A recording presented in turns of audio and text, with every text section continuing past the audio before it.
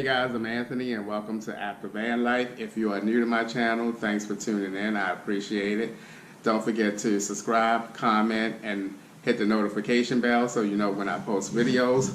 Also guys, it's a good time if you are home like many people to binge watch my van dwelling videos. Just go to my home page, click videos, and scroll down and start watching my van dwelling videos.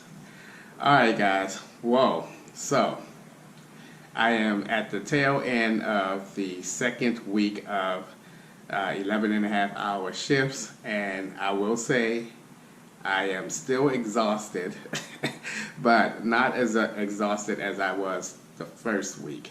I am handling the 11 and a half hour shifts a lot better this week than I did last week. So maybe it's because I am actually going to sleep around 10 o'clock in the morning. Isn't that crazy? Get off from work at 7 o'clock and get home around 7:30 and back in bed around 10 o'clock in the morning.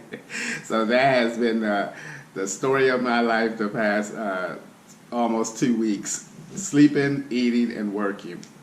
I wanted to also have a sit down with you guys to share my thoughts on, is it worth it, or was it worth it, all that overtime? So before I crunch the numbers and share with you guys, I want to do a recap of what this 2-week pay period consists of to give me the numbers that I got.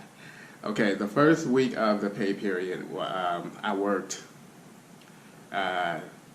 3 11 and a half hour days. Actually 2 11 and a half hour days and 1 11-hour day. That was the week that I worked day work, and they called me on Monday, asked me if I wanted to work day work the remainder of the week, and I went on day work starting that Tuesday. So that was the first week. The second week was last week when I worked 5 11 and a half overtime days, plus I worked 11 and a half hours Saturday, and then I worked 2.5 hours on Sunday for double time because remember, something happened to the press and we all went home, and I got to get back home around 11 o'clock. So that is the hours that I put in. It came to a total of 43 hours of time and a half overtime and 2.75 or whatever double time for that Sunday. So was it worth it? Was it worth all that time? Well, I grossed $3,050 and I took home a net $2,142. So do I think that it was worth it? I do. I do think that it was worth it because earning that much on one check, I was able to, first let me just put things in a little bit more perspective for you and what that did or what that meant for me, that $2,142 check. I usually bring home around just under $1,200. So I made an additional $900 this week. And I was able to put away $500 in my savings account. So do I think it was worth it? I do. I think it was worth it. I think it was worth me pushing through it, being exhausted and everything, because it's not every day I get to bring home over a $2,000 check. So yes, and get this. I'm scheduled to work another week of 11 and a half hours overtime next week. And that week will coincide with this week of 11 and a half hours now. So for my next check, I'm going to have maybe 37 and a half, 38 hours over.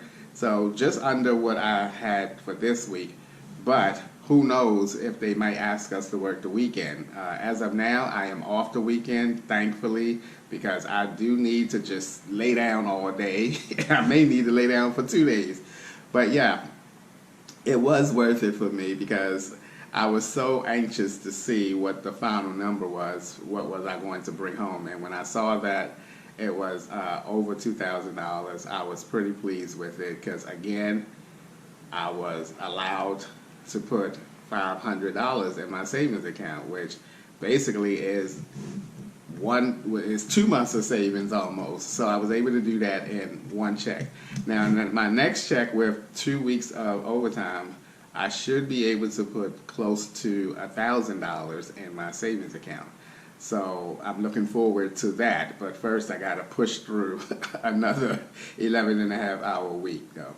But like I said, this week I'm doing much better. I'm not starting to yawn really bad or doze off until later into the shift around like 5 o'clock, 5:30 in the morning.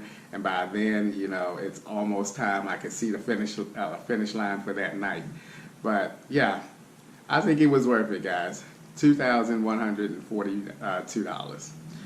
I also wanted to share some thoughts that I've been having lately with you guys, and that is I'm feeling a little homesick lately. I don't know where these feelings came from or why I started feeling this way, but I got to really thinking one night, probably working these extra hours to give me more time to think.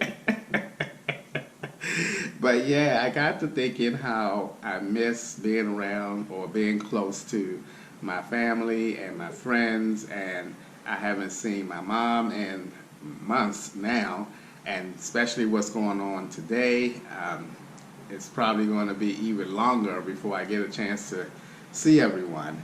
And it got me to thinking that my eyes are tearing up. Now, not because of what I'm talking about now, because my eyes started turning red as when I was setting up for the video, and I don't know why. It just came out of the blue. They just started turning red. But anywho, yeah, I started feeling and thinking that I want to go back to Baltimore. I want to be back around my family, around my friends and everything. If you would follow me back in 2016, you know that that's the main reason why I left Atlanta and came back to Baltimore, because I was homesick and I missed being around. It's not the same as being able to talk to people on a daily basis or whatever. My mom is getting older now. She's turning 77, I believe, next week. And I think this probably is what prompted me to start thinking a little bit about wanting to go back to Baltimore, because I really would like to start spending more time with my mom and hanging out with my mom, because, you know, like I said, she's turning 77 next week on the 14th. And I feel like I haven't seen her in such a long time. You know what I mean? And as well as my friends, you know, I really miss hanging out with my friends and calling everybody. And I've been up this way for almost 2 years now. I came up on May 21st is when I came up to Lancaster and started working there. And then I worked there for a year, a little over a year, and then I came on my new job here. And in a few months, in August, I would have been up here on my new job for a year. So it will be a little over 2 years in August that I've been up this way. I have not met not one single person that I can hang out with and you know, to help me maybe not feel or think about going back to Baltimore. Also, along with my thoughts of going back to Baltimore, I thought that, you know, van dwelling was easy for me in Baltimore because of the setup. I talked about this before, because of the setup. And my thought process was that I can go back to Baltimore, van dwell there, and get back to my little setup that I had before I left Baltimore and be done. It would be so much easier because, again, all my family, my friends are there. If I needed anything, it would help me out with the whole van dwelling situation. But it would be difficult. It would be more difficult to van dwell up here because everything is so spread out. One of the things that made van dwelling a lot easier for me down in Baltimore is that everything was right there. I spoke about this before, and it was easy for me to get to things. Up here, everything is in a different direction. All the things that I frequent and would need to make van dwelling a lot less challenging up this way are in different directions. The library is in a different county, which I would need for downloading and uploading my videos and everything, and just hanging out to keep from being in the car for all the time, as well as the Walmart, because y'all know I'm a Walmart shopper, and that's in a different part of town. And then you got the gym. The gym is in a different part of town. It would be a lot more driving around to van dwell here. So I'm leaning really close to staying in the apartment for another term and then moving down to Baltimore. I think what's important for me now is to just focus on saving some money. And when I saved, or think that I saved enough, a comfortable amount where I can make a move back to Baltimore and not have to worry about money or even finding a job right away, that I'm probably going to move in that direction. Also, I want to share that I am doing pretty good with my savings. As you guys know, I started my savings back in February so that I can start getting paid for YouTube, and since then I have been chucking money in there and doing pretty good. I am definitely on route to saving what was my goal. If you remember my video at the beginning of the year, my goals of achievement video, goals of improvement video, you know that in that video I talked about two topics that I need to improve on for 2020, and one was being able to save some money, and I set a goal of in between, I believe I said $8,000 to $10,000. I think I either said $6,000 to $10,000 or $8,000 to $10,000. Either way, I'm doing pretty good, and I can visualize my hitting that goal. It may be on the low spectrum if it's $8,000 to $10,000. It may be on the low spectrum, maybe somewhere like 8.5 or something like that. But I do feel like I'm on track to hitting that goal. And that was my big to-do, my big thing, was living in an apartment and being able to save money. Now we're about to go into, well, we've been into overtime 2 weeks now, but we're about to be consistent for the whole summer. June, July, August is going to be hit. We're going to be hit hard with overtime, and as long as I can physically keep up with it, I'm going to do it, because it's going to be an opportunity for me to chuck away way more money as if I didn't have the overtime. So I'm kind of looking forward to it, just to see what the end summer, where I'm going to be as far as my saving count at the end of the summer after pushing through a summer of overtime. I do want to see where I am. But yeah, it is going to be a great opportunity, especially after seeing what I can do, what I can bring home after. And that wasn't even the full potential of what I can bring home, because I didn't work that first weekend of the first week of the pay period, nor did I work the entire shift for the double time day, because we left early. So there's still room to make even more money. Now, I'd rather work every day and work just a Saturday and Sunday than work an 11.5-hour shift consecutively, because that working 11.5 hours is taking away 4 hours of my prep time, my sleep time.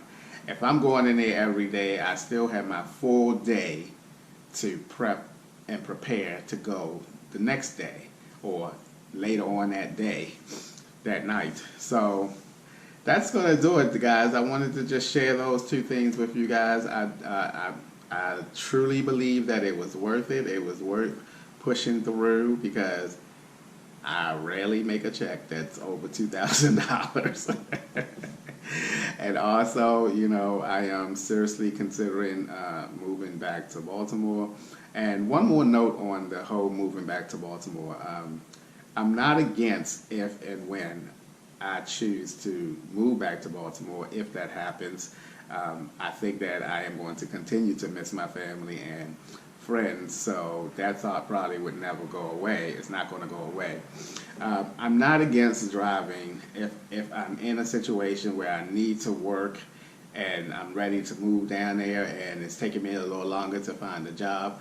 I'm not opposed to driving Uber again. I have a newer car, a much better car, way less miles than my other vehicle. It's just a better car, a better vehicle, and I will feel a lot more comfortable doing that with the car that I have now than the van that I had. But hopefully I can get a job signed before I go there. But if I do all that, I'm going to try to find the best part-time job because I'm about at it with working myself to death with these full-time jobs. I want to try to find the best part-time job. And there are part-time jobs that have benefits and everything. So I am definitely going to be on top of that and ahead of that so that, and if I do that, guys, if I do happen to move back to Baltimore, it will be next year around September, August, again, that time that coincides with having a lease. Now, also on that note of having a lease, I'm pretty sure now I'm really close to deciding, as I said at the beginning of the video, to do another term in the apartment. Now, it may not be this apartment. I am going to try and search for a cheaper apartment, something that is at least $200 less than what I'm paying now. And my rent here is $1,035. It is going to increase because I met the woman that lives in the same building downstairs on the lower level, and she worked at H&R Block, and she and I talked, and she said, I may have mentioned this to you guys, she said that her and her husband rent went up every single year that they have lived there. She's lived there, they lived there for 8 years now. She's told me that she's paying almost $500 more than what she originally was paying when she moved into the apartment 8 years ago. So I'm almost certain that my rent is going to increase, which is probably going to bring me closer to $1,100. So if I can find an apartment that's at least $800, even low 900s, where I can shave off at least $200 to $300 off of that, I would be happy with that. I don't have a lot of stuff in here. It's not going to be a problem for me to move to another apartment. It should be easier to move because I'll be taking things downstairs instead of upstairs. Like when I moved here, that was a pain in the butt, carrying one box at a time, 2 boxes at a time, up 3 flights of stairs. So it should be easier to move out of here than it was to move in here. So that's going to be something that I'm going to look into also towards the end of the summer or somewhere around the end of July, because my lease here is over in September, so which means that if I move, I would have to move at the end of August. So I'm going to try to find an apartment that is at least $200 less than what I'm paying now. And then I'm going to continue to save as much as I can so that this time next year I will have a nice little chunk of money that will allow me to move back to Baltimore. I really miss my family and my friends, and I would really like to be back close to them. I miss being around my mom and taking her to the movies and taking her to dinner, and also hanging out with some of my close friends that we used to go out and eat and all of that kind of stuff here that I don't have here now. So that's going to wrap it up for today's video, guys. Don't forget to check out my candle website and buy a candle from me. Support my small business. The link is in the description. And as always, thank you guys for taking a few minutes out of your day to watch my videos. I appreciate it, and I'll see you guys the next time.